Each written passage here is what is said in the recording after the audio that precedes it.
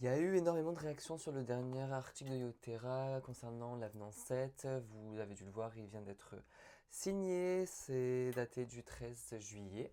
En même temps, c'est largement compréhensible vu l'énorme déception que c'est. Mais bon, maintenant, il va falloir vivre avec, malheureusement. C'est pour ça que dans les prochaines vidéos, les prochains articles sur Yotera, on va décrypter la version finale du coup de cet avenant. Je vais le faire par ordre chronologique de changement parce que vous allez voir que c'est vachement étalé dans le temps. Du coup, le changement le plus proche à venir au 1er janvier 2024, c'est la création d'un nouvel acte en pédiatrie, celui de la rééducation des enfants atteints d'une paralysie cérébrale ou d'un polyhandicap. Alors, les conditions, c'est d'être dans une équipe, dans un parcours de soins donc professionnel, et donc ça devrait être prescrit par un établissement ou un centre sanitaire ou médico-social. L'AMK ou l'AMC sera de 16. À venir au 1er janvier 2025, c'est la suppression cette fois-ci d'un acte pour améliorer l'attractivité des kinés en EHPAD ou même à domicile, parce que c'est la suppression de l'acte qui est prénommé rééducation de la déambulation dans le cadre du maintien de l'autonomie de la personne âgée. Vous avez le fameux acte AMK ou AMC 6. Eh bien, il sera donc supprimé.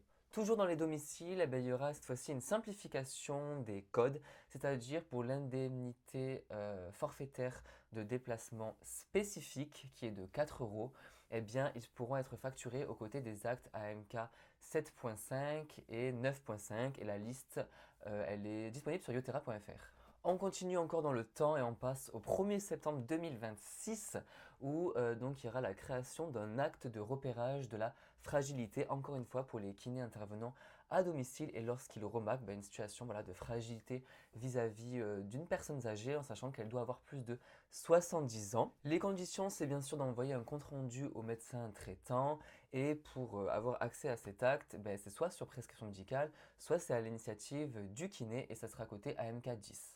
Alors c'est encore un peu flou vraiment les modalités, c'est-à-dire comment on va faire ça, comment on va repérer, dépister, avec quelle grille, sur quoi on se base, tout ça. Mais comme c'est au 1er septembre 2026, je suppose qu'ils auront le temps de nous prévenir.